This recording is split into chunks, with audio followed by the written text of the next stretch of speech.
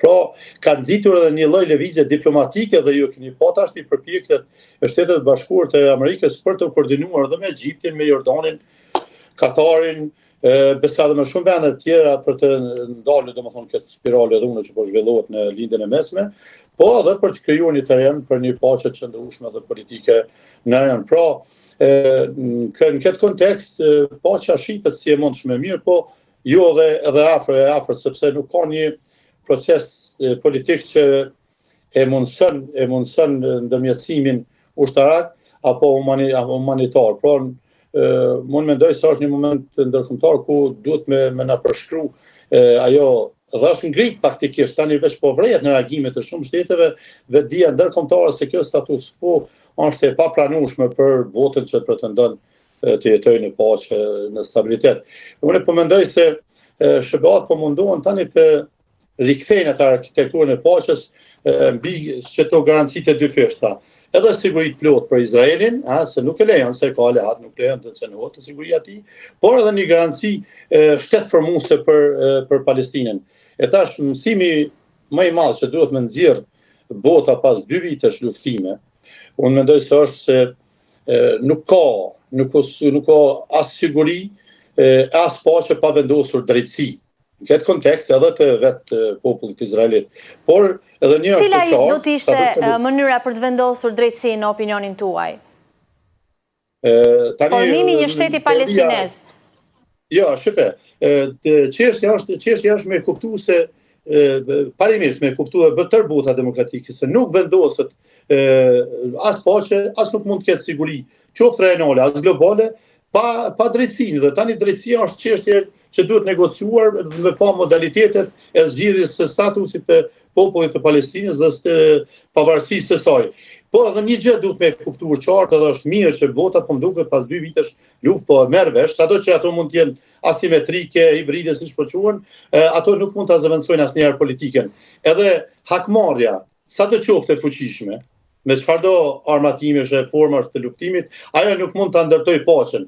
Pra kanë treguar këto 2 vite se diplomacia e përgjithshme e udhëhequr nga partneritetet ndërkombëtare është ajo që kërkohet angazhim dhe kërkohet që Shtetet Bashkuara munden të krijojnë nëse një si më thonë një horizont të ri të shpresës për atë rajon.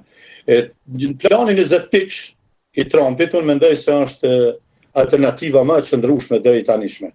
Edhe po ta krahasoj me planet e mëhershme që i theksova edhe vetë Trump, edhe ndërmjetësimit saudit, francez e tjera, ato kanë pasur një mungesë dhe kanë pasur një mungesë imponimit administrativ që ka sot plani 20 pikësh i zotit Trump. Po, sado që ka ngjallur reagime në arenën ndërkombëtare të politikës dhe diplomacisë, unë mendoj se e paraqet një qasje 3 të drejtë për drejtë dhe që është e mashme. A mendoni se ka shanse që plani 20 pikësh i Donald Trumpit të konkretizohet? Po shife, është një mundësi reale, sepse ai po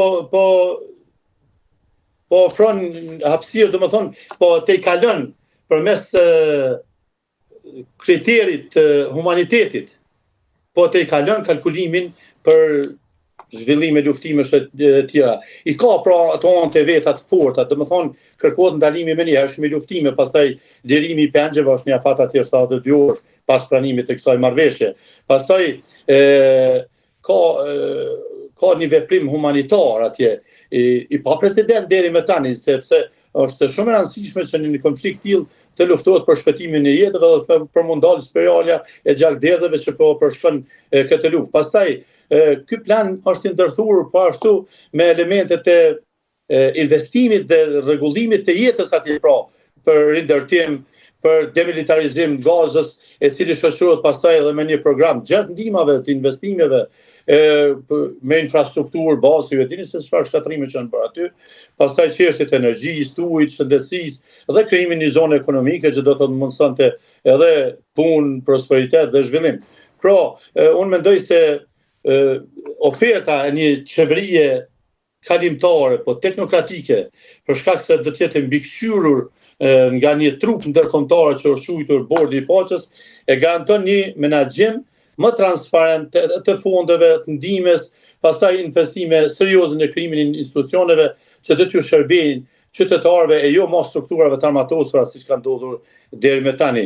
Unë kam pa shumë elemente ngjashmëri të këtij plani me planet e administrimit përkohshëm në Kosovë, por që këtu shkon përtej kësaj, sepse këtu kemi të bëjmë me një element tjetër që është një qeverisje e imponuar popullit të Izraelit dhe që do më thënë është një organizatë që është edhe nga vetë Kombët e Bashkuara cilësuar si terroriste. Kështu që fokusi i këtij projekti 20 pikësh të zotit Trump apo Shtetet Bashkuara të Amerikës është në atë urgjencën humanitare dhe kjo e jep edhe peshën e rëndësishme këtij